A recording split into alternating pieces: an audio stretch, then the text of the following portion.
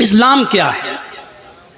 अल्लाह ने कहा इन्ना दीना इंदल्लाहिल इस्लाम, ईश्वर की दृष्टि में, अल्लाह की नज़र में सबसे बेहतर धर्म जो है वो इस्लाम। इस्लाम क्या है? जब आप इस्लाम शब्द को देखेंगे तो आप ये कहेंगे कि मौलाना साहब तो तारीफ कर रहे हैं क्योंकि मुसलमान हैं। नहीं, इस्लाम नाम है मानवता का, इस्लाम नाम है इंसानियत का। अगर इस्लाम के अंदर से मानवता निकाल दी जाए, इंसानियत ख़त्म कर दी जाए, तो फिर इस्लाम की कोई विशेषता नहीं रह जाती है।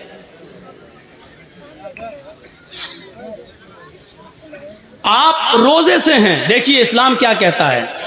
आप रोज़े से हैं, रोज़ा ईश्वर की भक्ति इबादत है अल्लाह की, लेकिन आपके पड़ोस में रहने वाला कोई आदमी बीमार है और उसको एक बॉटल ब्लड की ज़रूरत है, खून की ज़रूरत है, और उसके ब्लड जो ग्रुप है, उसका ब्लड ग्रुप वो कहीं मैच नहीं खा रहा है, लेकिन आपका ब्लड ग्रुप उसके ब्लड ग्रुप से मैच खा रहा है। अगर आप एक बॉटल खून दे देंगे, ब्लड दे देंगे, तो उस हिंदू की या उस ईसाई की या उस यहूदी की या उस जैनी की या उस सिख की जान बच सकती है। तो इस्लाम ये कहता है कि आपको ऐसी पोजीशन में उस मनुष्य की, चाहे वो किसी भी धर्म का हो, किसी भी मजहब का हो, उसकी आप जान बचाने के लिए एक बोतल ब्लड देकर उसकी जान बचा लीजिए। ये है मानवता इस्लाम की। अब सवाल ये पैदा होता है कि जब ब्लड निकाला जाएगा तो रोज़े का क्या होगा?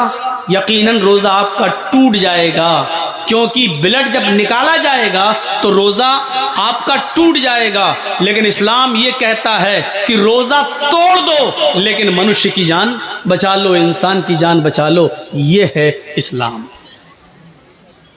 रोज़ा आप बाद में पूरा कर सकते हैं। ये 30 रोज़े ख़त्म हो जाने के बाद एक रोज़ा जो आपका छूट गया है या किसी को ब्लड देने के चक्कर में आपको तोड़ना पड़ा है, ये रोज़ा आप बाद में पूरा कर लीजिएगा, लेकिन अभी किसी की जान बचाइए, ये बहुत ही ज़्यादा ज़रूरी है। इसी मानवता का नाम है इस्लाम। इसीलिए अल्लाह ताला ने फरमाया इन्नद्दीना इंदल्लाहिल इस्लाम, अल्लाह की दृष्टि में, अल्लाह के नज़र में सबसे प्यारा, सबसे बेहतरीन धर्म, सबसे बेहतरीन मजहब इस्लाम है। हाँ, बैठ रहे हैं, मुझे मालूम है। सबसे बेहतरीन धर्म इस्लाम है, क्योंकि ये मानवता का दर्स देता है, सबक सिखाता है, इंसानियत बतलाता है। देखिए, उलमा बैठे हैं, विद्वान मदरसे में पढ़ाते हैं, बच्चे भी पढ़ते होंगे। एक हदीस सुनिए, अल्लाह के नबी सल्लल्लाहु अलैहि वसल्लम ने फरमाया, ये मानवता है, ये इंसानियत है। अल ईमानु बिज़उ व सबऊना शुअबतन फअफ़ज़लुहा क़ौलु ला इलाहा इल्लल्लाह व अदनाहा इमाततुल अज़ा अनित तरीक़। सबसे अफजल ईमान क्या है? ला इलाहा इल्लल्लाह। इस बात को कहना कि अल्लाह के अलावा कोई पूजा योग्य नहीं, ईश्वर के अलावा अतिरिक्त कोई पूजा योग्य नहीं, अल्लाह के अलावा कोई माबूद नहीं, और मोहम्मद सल्लल्लाहु अलैहि वसल्लम अल्लाह के रसूल हैं। इसके बाद कहा कि एक ईमान की ब्रांच, जो 70 से ज़्यादा शाखें हैं, ईमान की ब्रांचेज हैं, उनमें एक ब्रांच क्या है? वो अदना, सबसे हल्की ब्रांच क्या? वो अदना इमाततुल अज़ा अनित तरीक़, रास्ते में नुकसान देने वाली, तकलीफ देने वाली अगर कोई चीज़ पड़ी हुई है तो उसको रास्ते से हटा देना ईमान है, इस्लाम है। मसलन कांटा पड़ा हुआ है रास्ते में कांटा पड़ा हुआ है, अब आप बताइए उस कांटे को देखकर इस्लाम क्या कहता है, मोहम्मद रसूलुल्लाह क्या कहते हैं? आप मोटरसाइकिल से जा रहे हैं, आप साइकिल से जा रहे हैं, आप किसी तेज रफ्तार गाड़ी से जा रहे हैं, आपकी नज़र कांटे के ऊपर पड़ गई, आप गाड़ी रोक दीजिए, बाइक रोक दीजिए, स्कूटी रोक दीजिए, साइकिल रोक दीजिए। सब हम तो बच गए, ये निकल गए। नहीं साहब, आप बच गए, लेकिन इस कांटे पर किसी अंधे का पैर रख सकता है और कांटा किसी अंधे को चुभ सकता है, या कोई बच्चा इस कांटे का शिकार हो सकता है। ये मत देखो कि ये सड़क पर हिंदू जाएगा या मुसलमान या सिख या ईसाई। अल्लाह के नबी फरमाते हैं, मोहम्मद रसूलुल्लाह फरमाते हैं कि आपकी ड्यूटी बन जाती है, आप पर अनिवार्य हो जाता है, आपकी ये जिम्मेदारी बन जाती है कि आप उस कांटे को वहां से उठाकर फेंक दें और उस कांटे के चुभने से किसी बूढ़े को, किसी औरत को, किसी बच्चे को आप बचा लें। ये इस्लाम कहता है और इस्लाम ने, इसी मानवता का नाम इस्लाम है। और इसी मानवता से खेलने की कोशिश की जाती है। अब देख लीजिए उत्तर प्रदेश के अंदर क्या हो रहा है। चुनाव अजित करीब आते जाएंगे और ये गेम खेला जाता रहेगा। तो मेरे भाइयों, मानवता जिसके अंदर है वही इस्लाम। कुरान, हम और आप एक दूसरे को बांट सकते हैं, ये हिंदू है, ये मुसलमान है, ये सिख है, ये ईसाई है, ठीक है, कोई बात नहीं, लेकिन कुरान ने नहीं बांटा है। कुरान पढ़िए, हाफिज होंगे यहाँ पर कुरान के, पूछिए उनसे कुरान की किस पारे में ये आयत लिखी हुई है। या अय्युहन्नास इन्ना खलकनाकुम मिन ज़करिन व उन्सा व जअलनाकुम शुऊबन व क़बाइल लितआरफू इन्ना अक्रमकुम इंदल्लाहि अत्क़ाकुम। है संपूर्ण जगत की मानव जाति, अल्लाह ने नहीं कहा है मुसलमानों, ये जहन से निकाल दो, दिमाग से निकाल दो, अपने माइंड से। अल्लाह ने ये नहीं कहा है मुसलमानों तुम भाई हो, नहीं। या अय्युहन्नास, हाय संपूर्ण जगत की मानव जाति, हाय विश्व के इंसानों, हाय पूरी दुनिया के लोगों। इन्ना खलकनाकुम मिन ज़करिन व उन्सा, हमने तुम सबको एक ही मर्द से और एक ही औरत से, एक ही पुरुष से और एक ही स्त्री से हमने तुमको जन्मा है।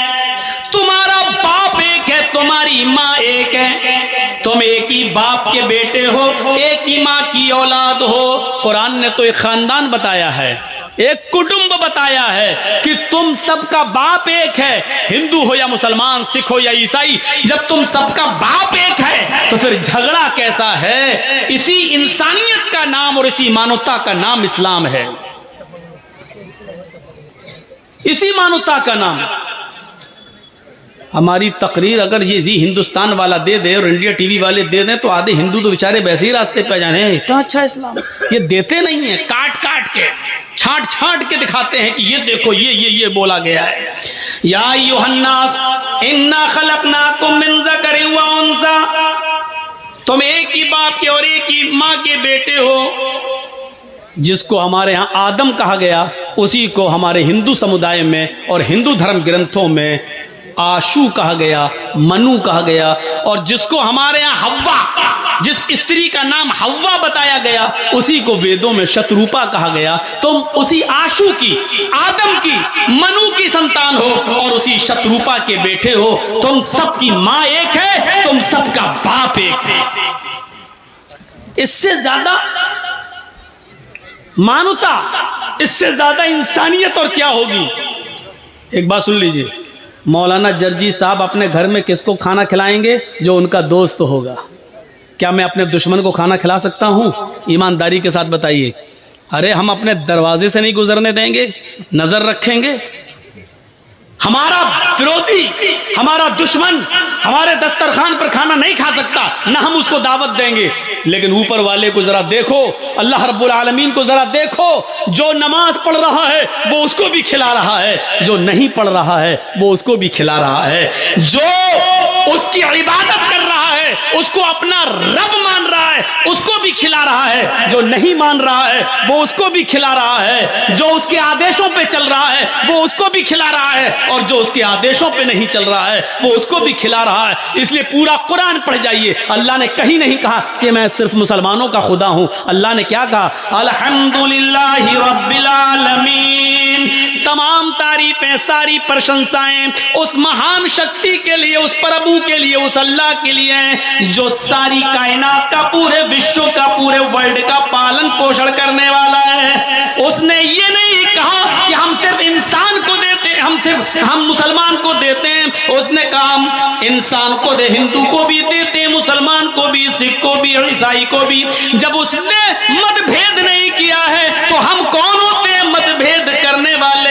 हजरत इब्राहिम अलैहिस्सलाम, जिनको वेदों में ब्रह्म कहा गया है, उनके दस्तरखान पर एक मजूसी आग की पूजा करने वाला आया और बैठ गया। उसने खाने का लुकमा उठाया, कहा बिस्मिल्लाह। हम लोग क्या पढ़ते हैं? बिस्मिल्लाह।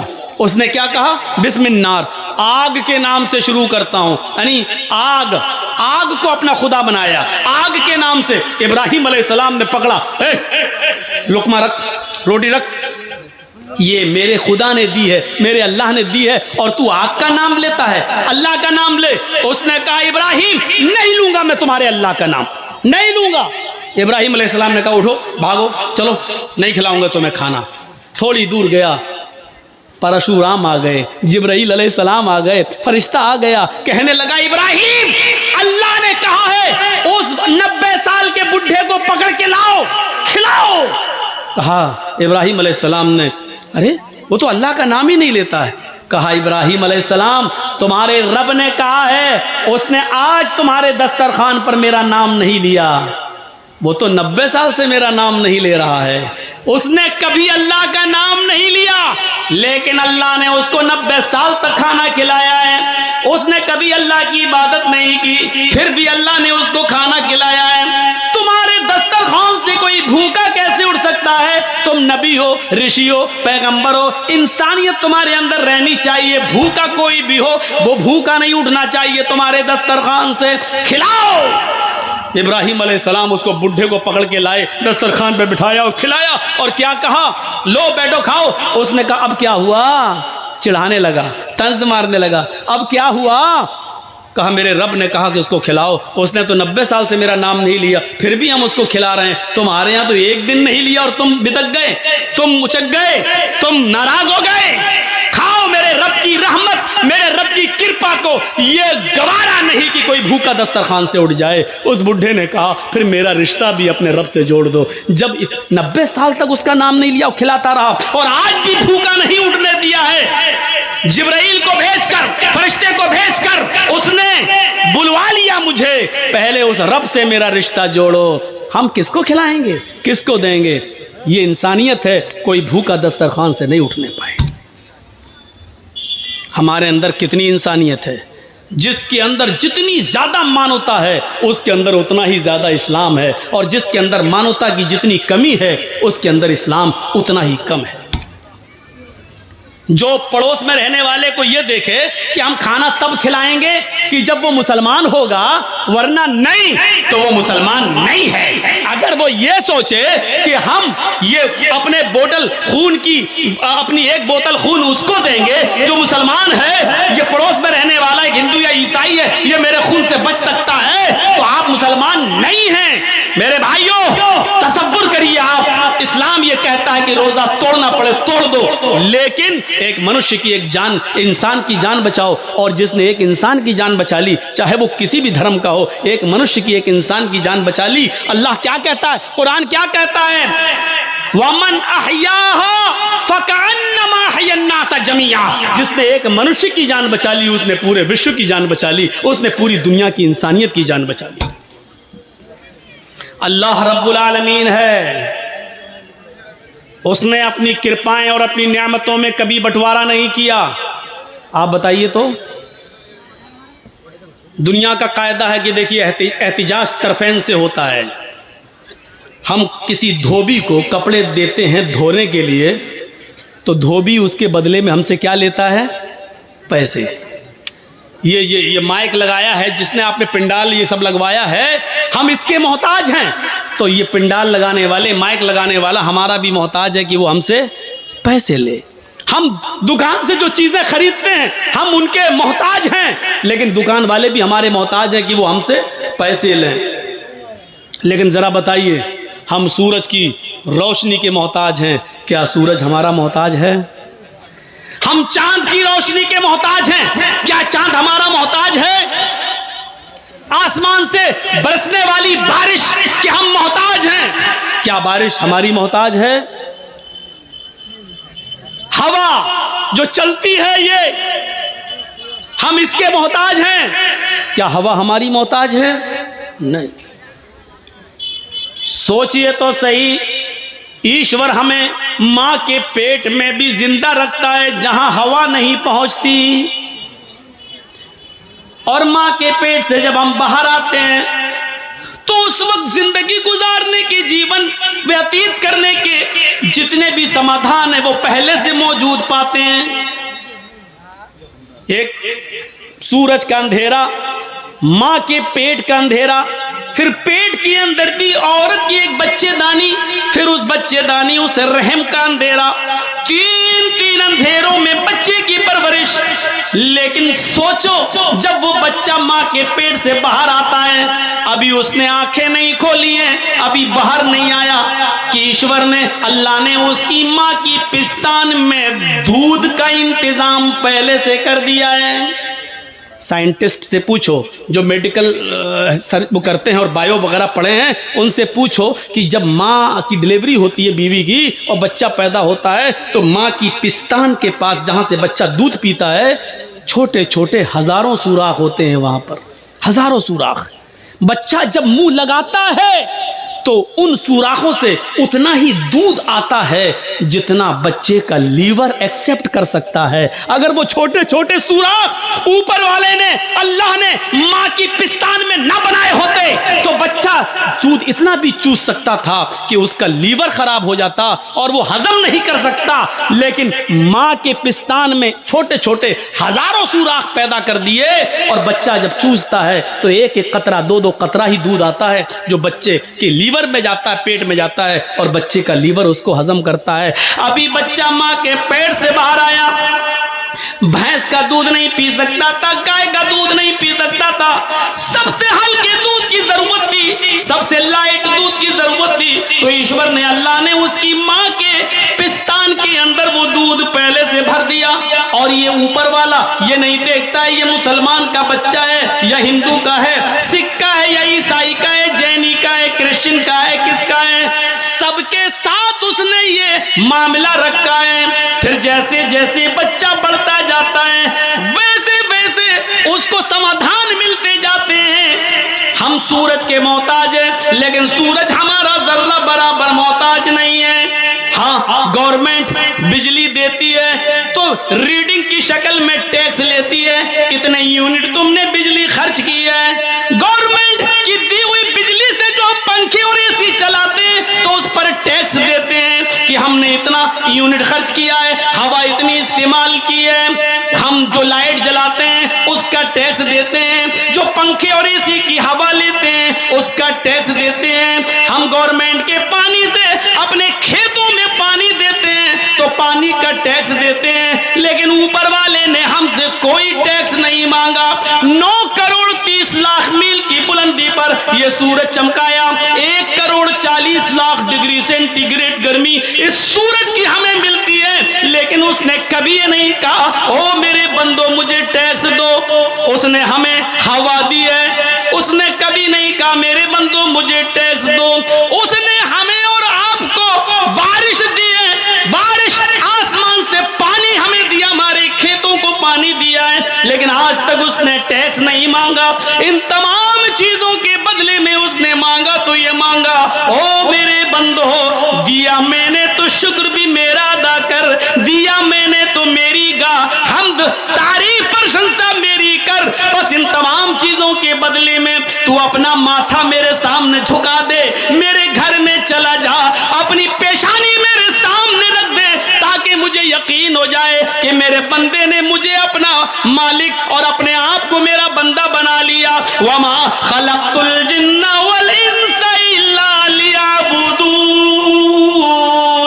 सिर्फ हमने अपनी इबादत के लिए, हमने अपनी पूजा के लिए तुझे पैदा किया। इतना सा भी हम नहीं कर सकते। मानवता और इंसानियत सीखिए कि क्या है। न्याय की बात हो तो मानवता देखिए, खिलाने पिलाने की बात हो तो मानवता देखिए। इस्लाम के हर कानून को हमें फॉलो करना है। इतना याद रखिएगा, चाहे वो हमारी समझ में आए या ना आए, मानवता सबसे बड़ी सबसे बड़ा धर्म है। इंसानियत सबसे बड़ा धर्म है। एक यहूदी का जनाजा आ रहा था और अल्लाह के रसूल खड़े हो जाते हैं। आपके अनुयायी, आपके मानने वाले, आपके सहाबा कहते हैं अल्लाह के नबी भाई मोहम्मद सल्लल्लाहु अलैहि वसल्लम यहूदी के जनाजे को देखकर आप खड़े हो गए, मरने वाला तो यहूदी था। तो अल्लाह के नबी ने क्या कहा, पढ़िए बुखारी शरीफ की हदीस, चैप्टर देखिए। अल्लाह के नबी ने कहा मरने वाला यहूदी था तो क्या हुआ, इंसान तो था, मनुष्य तो था। क्या हम उसके गम में शरीक ना हो? क्या हम उसके गम में शरीक ना हो? क्या हम उसके गम में न जाएं? ये इंसानियत थी, ये मानवता का दर्स था। किसी के गम में बराबर का शरीक होना, किसी की बीमारी हो आप चले जाएं और उसका दुख दर्द बांट लें। मेरे भाइयों, यही तो मानवता है, यही तो इंसानियत है। अल्लाह खिलाता है सबको, अल्लाह पिलाता है सबको। अल्लाह की दी हुई चीजों में कोई मतभेद नहीं है।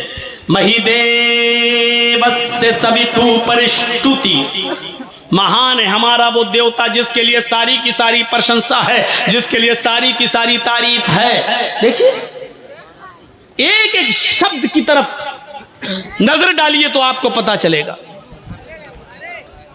इस्लाम तो इतनी इंसानियत का धर्म है कि अगर आप इस्लाम के अंदर इंसानियत देखेंगे तो आप तड़प जाएंगे। आपके अंदर तजस्सुस जागेगा। गौर करो कि हजरत उमर फारूक रात की तारीकी में, रात के अंधेरे में, रात के खटाटो अंधेरे के अंदर गश्त कर रहे हैं और एक आदमी को झोपड़ी के अपने घर के बाहर देखते हैं।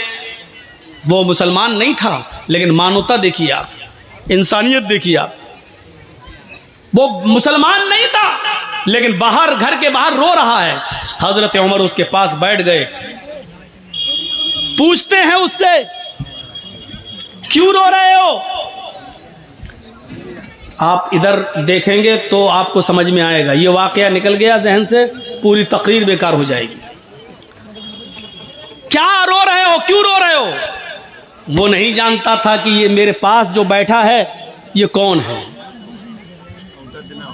अगर कोई सहाबी होते तो वो पहचानते हजरत उमर फारूक को, लेकिन चूंकि वो मुसलमान था ही नहीं, वो गैर मुस्लिम था, रो रहा है। हजरत उमर ने कहा, क्यों रो रहे हो? और जानते हो उसने गुस्से में क्या कहा? अरे मैं वैसे ही परेशान हूं, तू और आ गया मुझे परेशान करने। अबे जाना, चल। कैसा लगेगा? हम आपकी मदद करने के लिए आना चाहते हैं और आप कह रहे जा यार, हमारी खोपड़ी वैसी गर्म है, तू और गर्म करने आ गया। हजरत उमर फारूक बुरा नहीं माने उसकी इस वर्ल्ड का, उसके इस जुमले का। हजरत उमर फारूक रज़ी अल्लाह ताला अन्हु उसके पास बैठकर कहते हैं कि मेरे भाई, तुम परेशान हो, मैं भी परेशान हूं, इसलिए सोचता हूं कि तुमसे हम अपनी परेशानी बयान करें और तुम हमसे अपनी करो। हम दोनों एक दूसरे का दर्द बांट लेते हैं। कभी कभी होता है ऐसा ना कि आप भी परेशान हो, हम भी परेशान हो, तो दोनों बैठ के चलो अपना वक्त पास कर लें। अब जेल में आप जाइए, कभी तो ऐसे ही होगा ना, आप भी कैदी हम भी कैदी, तुम अपनी दास्तान सुनाओ हम अपनी सुनाएं, तुम क्यों आए हो हम क्यों आए हैं, इसी टाइम पास करने का एक बहाना चाहिए। तो हजरत उमर फारूक को कोई परेशानी नहीं थी, लेकिन फिर भी उसका दर्द जानने के लिए बैठ गए। बताओ सही क्या परेशानी, प्रॉब्लम क्या है? उसने कहा कि अब जब तुम इतना कह रहे हो तो मैं बताता हूं कि मेरी बीवी को तकलीफ़ है, दर्द है। डिलीवरी के वक्त औरत को जो दर्द होता है, बच्चे की पैदाइश के वक्त, वो हो रहा है। और यहाँ बारिश हो रही है, गांव में कोई दाया नहीं मिल रही है। उस ज़माने में औरतें ही आया करती थी घरों में और तेल की मालिश वगैरह करके बच्चे की डिलीवरी कर दिया करती थी। आजकल की तरह हॉस्पिटल नहीं थे। बारिश हो रही है, मैं कहाँ जाऊँ? मेरी बीवी को दर्द हो रहा, बच्चे की डिलीवरी का दर्द है, मैं परेशान हूँ कि मैं कहाँ जाऊँ, गांव में कोई दाया नहीं मिल रही है। हज़रत उमर ने कहा बस इतनी सी बात है। इंसानियत देखिए। कह रुको आता हूँ, ये काम तो मेरी बीवी करना जानती है। उसको नहीं मालूम कि ये कौन है। हज़रत उमर अपने घर गए और अपनी बीवी को उठाया। बीवी कहती इतनी रात में आप मुझे उठा रहे हैं, न सोते हैं न सोने देते हैं। कहा बीवी आज एक नेक काम है, क्या सवाब नहीं कमाओगी? उफ़ो, गैर मुस्लिम की खिदमत करने को सवाब। बीवी ने कहा अगर सवाब की बात है तो बताइए क्या है। कहा आज फला जगह पे एक मजूसी या यहूदी, उसकी बीवी को डिलीवरी का वक्त है, बच्चा पैदा होना है, दाया नहीं मिल रही है। आए चलिए चलिए चलिए, जल्दी से तेल लिया और कपड़ा लिया। हज़रत उमर फारूक की बीवी अमीरुल मोमिनीन के साथ उस घर पर आती हैं, कहती हैं कि आप यहाँ बैठिए अपने दोस्त के पास, मैं इनकी बीवी को देख रही हूँ। अंदर जाती हैं, मालिश वगैरह करती हैं और बहुत आसानी के साथ थोड़ी देर के बाद डिलीवरी हो जाती है, एक बच्चा पैदा होता है। बच्चे के रोने की आवाज़ अमीरुल मोमिनीन के कानों में भी जाती है और उस आदमी के कानों में भी जो दरवाजे के बाहर बैठा हुआ है। हाँ, अमीरुल मोमिनीन ने कहा आतिका क्या डिलीवरी नॉर्मल है? ठीक है, जच्चा बच्चा दोनों ठीक है? अंदर से आवाज आती है जी दोनों ठीक है। अमीरुल मोमिनीन अपने दोस्त से कहिए कि ऊपर वाले ने तुम्हें लड़के की नेमत से नवाजा है, तुम्हें लड़का हुआ है। अमीरुल मोमिनीन का लफ्ज जब अमीरुल मोमिनीन की बीवी घर के अंदर से बोलती है कि अमीरुल मोमिनीन अपने दोस्त को खुशखबरी सुना दो कि तुम्हारे घर में लड़का हुआ है, तो उस घर का मालिक देख के दंग रह जाता है, पूछता है कि आप कौन हैं? अमीरुल मोमिनीन मुस्कुरा के कहते हैं लोगों ने मुझे अमीरुल मोमिनीन बना दिया है, हकीकत यह कि मैं खादिमुल मोमिनीन हूँ, खादिमुल नास हूँ, मैं तुम्ही लोगों की खिदमत के लिए अमीर बना हूँ, आप डरो नहीं।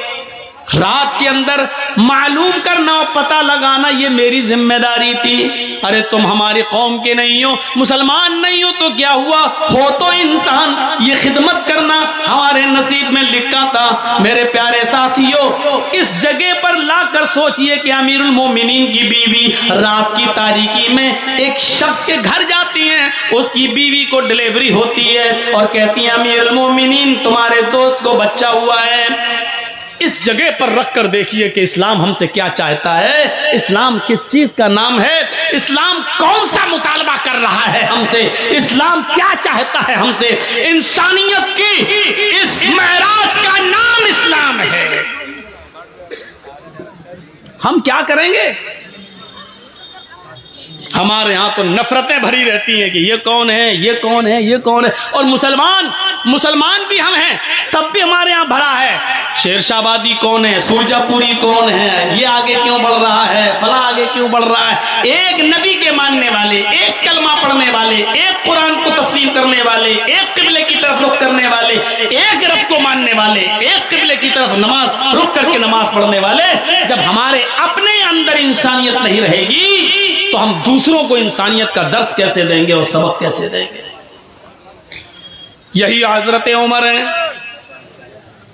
आओ एक ऐसा वाक़या तुम्हें सुनाने जा रहा हूं जिस वाक़े को सुनकर हमारे ज़मीर जाग जाएंगे। रात की तारीकी है, हजरत उमर रात के अंधेरे के अंदर गश्त करके देख रहे हैं कि कौन परेशान है। काफी दूर निकल जाते हैं तो एक और परेशान आदमी नजर आता है, घर के बाहर बैठा हुआ और रो रहा है। हजरत उमर उसके पास बैठ गए। जी क्यों रो रहे हो? उसने भी यही कहा, अरे जा यार क्या दिमाग खराब करता। नहीं बोलो तो क्या बात है, अरे तुम क्या कर लोगे यार, जाओ ना, मेरी किस्मत मेरा नसीब। नहीं ऐसी बात मत करो, देखो रात में तुम निकले हो, रात में मैं भी निकला हूँ, परेशान हो आप भी हम भी, चलो बताओ ना क्या बात है, शायद मैं तुम्हारे कोई काम आऊँ। रोने लगा और कहने लगा नहीं जानता कौन है। कहता है कि मेरे भाई जब तुमने एक रिश्ता जोड़ी लिया तो सुनो, मैं बहुत किस्मत का मारा हुआ इंसान हूँ, मैं इस झोपड़ी के बाहर बैठा हुआ हूँ, अंदर मेरी बीवी रो रही है और इधर मैं रो रहा हूं। कहा क्यों क्या बात है? कहा मेरी बीवी बहुत ही ज्यादा खूबसूरत है और मेरी गांव का एक बहुत मजबूत आदमी पैसे में भी मजबूत है, असर और रसूख में भी मजबूत है और ताकतवर भी है। उसके आगे पीछे गुंडे भी रहते हैं। वो शख्स रात की तारीकी में आता है और मुझे मेरा कान पकड़कर घर से बाहर निकाल देता है। फिर वो मेरी बीवी के साथ जिना करता है, मेरी बीवी को मजबूर कर देता है गलत काम करने के लिए। नहीं तो वो मुझे और मेरी बीवी दोनों को मारने की धमकी देता है। मेरी बीवी डर जाती है और मारे डर के वो सब कुछ कर लेती है जो उसका ज़मीर उसको गवारा नहीं करता। ओह, ये प्रॉब्लम है। अभी आया था, हाँ आया था और गलत काम करके चला भी गया। हजरत उमर ने कहा, मेरे भाई सच बताओ अब वो कब आएगा? कहा वो एक दिन छोड़कर आता है, आज आया है, गलत काम करके चला गया है, अब वो कल नहीं आएगा, परसों आएगा। अमीरुल मोमिनीन की नजरें आसमान की तरफ उठी और दिली दिल में कहा, इलाहुल आलमीन, कितना लाचार बे अमीरुल मोमिनीन हो। मेरे दरबार खिलाफत में, मेरे दौरे खिलाफत में एक गैर मुस्लिम आदमी के ऊपर जुल्म हो रहा है और इस इलाके का मालिक मैं हूं। हजरत उमर फारूक का ये वाकया योगी और मोदी दोनों के लिए चैलेंज है।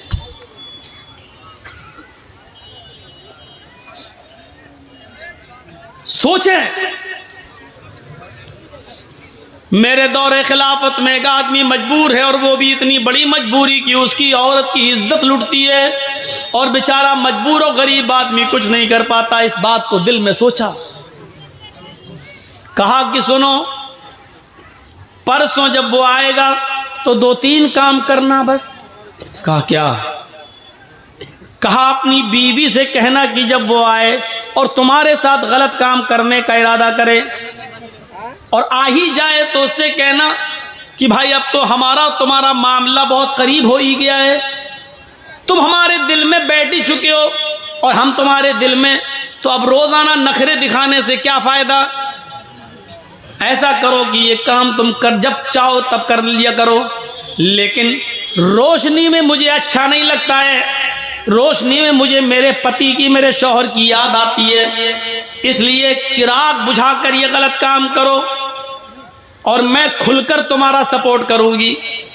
इतना कहना, वो तुम्हारी बीवी की बातों में आ जाएगा और चिराग बुझा देगा, बकिया काम मैं संभाल लूंगा। वो कहने लगा, क्या मतलब है तुम्हारा, बकिया काम संभाल लूंगा, क्या मतलब? कहा तुम डरो नहीं, कुछ नहीं होगा, और अपनी बीवी से ये कह देना कि खाना बनाकर रखना।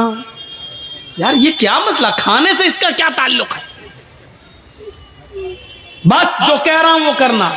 अपनी बीवी को बोलना कि खाना बनाकर रखे और जब वो तुमसे गलत काम करने लगे तो चिराग बुझा देना, बस। एक दिन गुजर गया, वो नहीं आया, दूसरा दिन वो आता है, जिना की नीयत लेकर आता है, जिना के इरादे से आता है, जिना करने के लिए आता है। उस गरीब आदमी की झोपड़ी में घुसता है। हजरत उमर फारूक पहले से तलवार लेकर छिपे हुए हैं, घर के मालिक को भी पता नहीं कि अमीरुल मोमिनीन आ चुके हैं। इस आदमी के आने का इंतजार कर रहे हैं। जब रात पूरी तरीके से अंधेरे में छा जाती है तब यह शख्स अंदर जाता है, कान पकड़कर घर के मालिक को बाहर बिठाता है, चल बाहर चल, उधर चल, अंदर कर दे बाहर। खुद अंदर जाता है, चिराग जल रहा होता है। बीवी ने आज मुस्कुरा कर कहा, अब आपसे क्या पर्दा करूं, हमारा आपका मामला तो अब रोज का हो चुका है। सुनो, ऐसा करो भाई, अब तुम करते ही हो गलत काम तो खुल के करो, लेकिन चिराग बुझा दो, क्योंकि चिराग जलता है तो मुझे शौहर का प्यार याद आता है। मैं चाहती हूं कि अपने शौहर को भूल जाऊं और तुम्हारी आगोश में आ जाऊं। अंधेरा कर, बातों में आ गया, चिराग बुझा दिया। उधर हजरत उमर इस ताक में थे कि गलत काम होने ना पाए। क्योंकि मैं बचाने के लिए आया हूं। जैसे ही चिराग बुझता है, हजरत उमर फारूक उस झोंपड़ी के अंदर घुसते हैं। अब खतरा था कि तलवार अंधेरे में चलाएं तो ऐसा ना हो कि आदमी की जगह पर, जानी की जगह पर इस गरीब आदमी की बीवी की गर्दन पर कहीं तलवार न चल जाए, इसलिए कुछ बोलना था। हजरत उमर अंदर घुसे और खांसे वो समझा कि इसका पति आ गया अंदर, और उसने कहा अबे भाग, चल, अभी तो कुछ हुआ ही नहीं, तू आ गया, भाग। इसी आवाज को सुनना था हजरत उमर फारूक को। हजरत उमर फारूक ने देख लिया कि आवाज किस सिमत से आ रही है, उसी वक्त उसके सर को पकड़ लिया। जैसे ही उसके सर को पकड़ा और बाल पकड़ के खींचा तो उसके बाल भी लंबे लंबे थे। अब यह शक हुआ कि कहीं औरत के बाल तो नहीं है। अब वो उसको बार बार उसको बाल को झुमा रहे हैं, तो वो चीखता है, अबे क्या कर रहा है, अबे हट। समझ गए कि यही है, फौरन बाल पकड़ के गिराया, मारी एक तलवार। जिंदगी का रिकॉर्ड है, हजरत उमर ने जब भी किसी को कत्ल किया दोबारा तलवार चलाने की नौबत नहीं आई। एक ही वार में गर्दन तन से जुदा हो जाती थी। अंधेरे में भी तलवार मारी तो गर्दन अलग पड़ी हुई है, तन अलग है, तड़पने लगा। कहा मेरी बहन जल्दी से चिराग जलाओ। चिराग जलाया, हजरत उमर ने चेहरा देखा, मुस्कुराहट आई, कहा अल्हम्दुलिल्लाहि रब्बिल आलमीन। घर का मालिक अंदर आ गया, कहने लगा है बड़ा अजीब मामला है, किसी मरे हुए आदमी को देखकर इन्ना लिल्लाह पढ़ा जाता है मुसलमानों में, और ये अल्हम्दुलिल्लाह पढ़ रहा है, मामला क्या है। कहा मेरी बहन जल्दी से चिराग जलाओ। चिराग जलाया गया, शक्ल देगी तो कहा अल्हम्दुलिल्लाहि रब्बिल आलमीन। इधर आओ मेरे भाई, अंदर क्या बाहर क्या खड़े हो, तुम्हारा काम हो गया है। हैं? मार दिया, कत्ल कर दिया क्या? अरे अगर ये अमीरुल मोमिनीन को, उमर को पता चल गया तो मुझे भी कत्ल कर दिया जाएगा। ये तुमने क्या किया, एक और मुसीबत तुमने हमारे लिए खड़ी कर दी। हजरत उमर ने मुस्कुराते हुए कहा पहले खाना लगाओ। लाश रखी हुई है, गर्दन कटी पड़ी हुई है, खून वहीं पर ताज़ा ताज़ा पड़ा हुआ है, और हजरत उमर वहीं बैठकर खाना खा रहे हैं लाश के पास।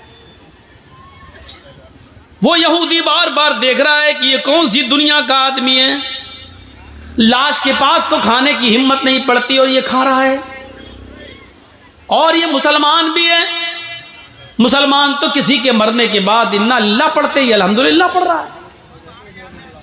और कत्ल ही करना था तो चिराग क्यों बुझवाया इसने? चिराग जलता तो अच्छी तरीके से पहचान सकता था और मारने में आसानी रहती, लेकिन इसने चिराग बुझाने के लिए क्यों कहा? हजरत उमर फारूक जब वहां से जाने लगे तो उसने पैर पकड़ लिए, कहता है मेरे ऊपर मुसीबत खड़ी करके कहाँ जा रहे हो? उमर के किसी आदमी को पता चल गया तो मुझे भी कत्ल कर दिया जाएगा। हजरत उमर ने कहा पैर छोड़ो, क्यों डरते हो, क्या बात है, मैं ही उमर हूं। हाँ मैं ही उमर हूं, मैं सिर्फ मुसलमानों का अमीर नहीं हूं, गैर मुस्लिमों की परेशानियों को दूर करना भी हमारी जिम्मेदारी है। हमारे हुदूद में आते हो तुम। हमारे भी आदमी आएंगे, इस डेड बॉडी को उठा के ले जाएंगे, आपको घबराने की जरूरत नहीं है। अब उसकी जान में जान आई। हजरत उमर जाने लगे तो कहा कि जाऊं? उसने कहा जा रहे हो, लेकिन दो तीन बातें अगर बता सकते हो तो बता दो। कहा क्या? कहा अमीरुल मोमिनीन, चिराग की रोशनी अगर जल रही होती तो आपको इस आदमी को मारने में आसानी थी, लेकिन आपने ये क्यों कहा था अपनी बीवी से कह देना कि चिराग बुझा देना। और जब चिराग जलाकर देखा तो आपने इन्ना लिल्लाह के बजाय अल्हम्दुलिल्लाह आपने क्यों कहा? और आपने ये क्यों कहा था कि खाना बनाकर रखना? खाने से इसका क्या ताल्लुक था? ये तीन बातें मेरी समझ में नहीं आई। हजरत उमर ने कहा, मेरे यहूदी भाई सुन, जब तूने मुझे परसों अपनी बीवी की दास्तान सुनाई, इंसानियत देखिए, मानवता देखिए, आज की ये तकरीर अगर योगी जी स्टेज पर बैठ के सुन लें तो उनकी आंखों में भी आंसू आ जाएं। अगर उनके पास इंसानियत का दिल होगा तो, और अगर उनके अंदर इंसानियत ही ना हो, ठोक दो वाली पॉलिसी अपना रहे हों, तो उनकी अम्मा भी मर जाए तब भी आंसू नहीं आएंगे। उनके बच्चे है ही नहीं तो क्या रोएंगे? हम भी क्या क्या बोल जाते हैं। अब रात के 11:15 बज रहे हैं तो दिमाग तो मेरा भी खराब है ना। अब उसके अंदर क्या दर्द होगा बेचारे के अंदर। सोचिए जरा, ये अमीरुल मोमिनीन है और एक यहूदी की मदद करने पहुंच रहे हैं। यहाँ 750 किसान के मरने के बाद कानून वापस लिया जाता है, लेकिन 2 मिनट का मौन तक नहीं रखा गया। मोदी जी आज तक उन 700 किसानों को शहादत का दर्जा देने के लिए तैयार नहीं है। अगर शहादत का दर्जा देंगे तो ये मानना पड़ेगा कि आंदोलन सही था। सोचिए, राजनीति इंसान को कहां से कहां पहुंचा देती है, कहां से कहां तक। किसान कानून वापस लिया जा रहा है, लेकिन उस बेटे के बाप को मंत्री पद से अभी भी बर्खास्त नहीं किया जा रहा है, जिसके बेटे ने किसानों के ऊपर गाड़ी चढ़ा दी। ये राजनीति क्या क्या गुल खिलाती है। कहा, परसों जब मैं आया था और तूने मुझे अपनी दास्तान सुनाई थी, तो उस दिन मैंने सोचा, तूने कहा कि बड़ा असर रसूख वाला आदमी है, जान पहचान वाला आदमी है, पैसे वाला आदमी है। तो मैंने सोचा कि आए उमर, ये गलत काम करने वाला कहीं तेरा बेटा तो नहीं है, कहीं तेरे खानदान का कोई आदमी तो नहीं है? इतनी हिम्मत किसकी है जो मेरे दौरे खिलाफत में यहाँ आकर ये काम कर रहा है? तो मेरे दिल में ये ख्याल आया कि इतना गंदा काम मेरे दौरे खिलाफत में कोई मेरे खानदान का, मेरे घर का कोई आदमी तो नहीं कर रहा है। इसलिए मैंने कहा था चिराग बुझा देना। आए मेरे यहूदी भाई, जब मैं घर के अंदर घुसा चिराग बुझाने के लिए, इसलिए कहा था अगर चिराग जल रहा होता और ये आदमी या जिना करने वाला कोई और होता, मेरा करीबी रिश्तेदार होता, मेरा बेटा होता, और तेरे घर में जब मैं घुसता और चिराग जल रहा होता और मेरी नजर उसकी ऊपर पड़ती और उसकी मेरी ऊपर पड़ती, तो हो सकता अपना बेटा समझकर, अपने बेटे को देखकर, अपने भतीजे को देखकर, अपने खानदान के किसी रिश्तेदार को देखकर हो सकता था कि मेरा गुस्सा ठंडा हो जाता और तलवार फिर मेरी उसकी गर्दन पर न चलती, और फिर मैं तुझे मनाता कि कुछ ले दे के मामला रफा दफा कर लो। इसलिए मैंने चिराग बुझाने के लिए कह दिया था, ताकि न मैं शक्ल देखूंगा ना उसकी शक्ल मुझे दिखेगी, तो तलवार चलाने में आसानी होगी। फिर मैंने उसकी गर्दन पे तलवार चलाई, और जब गर्दन मेरे हाथ में आ गई तन अलग, तो फिर मैंने तुम्हारी बीवी से कहा, बहन जल्दी से चिराग जलाओ। इसलिए कि मैंने ये देखने की हिर्स थी, लालच था कि देखें मरने वाला मेरा रिश्तेदार तो नहीं है। जब चिराग जला और उसके सर पर मेरी नजर पड़ी तो मैंने अल्लाह का शुक्र अदा किया, इसलिए कि अल्हम्दुलिल्लाह मरने वाला मेरा खानदान का नहीं, मेरा रिश्तेदार नहीं, मेरा बेटा नहीं, मेरा भतीजा नहीं, मरने वाला भी गैर मुस्लिम है, तू भी गैर मुस्लिम है, ये गलत काम करने वाला भी गैर मुस्लिम है। इस पर मैंने अल्हम्दुलिल्लाही रब्बिल आलमीन पढ़ा। तमाम तारीफें अल्लाह के लिए हैं जिसने जो दोनों जहान का पालनहार है, इसलिए मैंने अल्हम्दुलिल्लाह पढ़ा है कि मरने वाला मेरे ख़ानदान का नहीं है। उसने कहा अच्छा, खाना बनाने के लिए क्यों कहा? कहा जब तूने परसों मुझे ये दास्तान सुनाई तो उसी दिन मैंने कसम खा ली, उमर तेरे दौरे खिलाफत में यह आदमी परेशान है और तू आराम से कैसे खाना खा सकता है, तू कैसे पानी पी सकता है, तू मौज मस्ती के साथ कैसे रह सकता है। आए उमर, उस वक्त तक तेरे ऊपर खाना हराम है जब तक कि उस आदमी के लिए खाने के लिए रास्ता हमवार न कर देगा, जब तक कि इस आदमी को मारकर और उस आदमी को नजात देकर जब तक मैं फारिग न हो जाऊं तब तक मैं खाना नहीं खाऊंगा। मैं परसों से भूखा हूं, कल दिन भर नहीं खाया, आज दिन भर नहीं खाया। जिंदा रहने के लिए मैंने 1-2 खजूरें खाई और पानी पिया। मेरे दिल में यह था कि जब तक तुझे इस मुसीबत से नजात न दिला दूं, तुम्हारे लिए खाने पीने का रास्ता हमवार न कर दूं। जब तुम चैन से नहीं खा पा रहे हो तो मैं चैन से कैसे खाऊं? जब तुम चैन से बैठ नहीं पा रहे हो तो मैं चैन से कैसे बैठूं? इसलिए मैंने खाना नहीं खाया था। अल्हम्दुलिल्लाह आज मैंने पेट भर के खाना खाया। एक आदमी की मुसीबत को अपनी मुसीबत समझना, उसके दर्द को अपना दर्द समझना, ये इस्लाम है।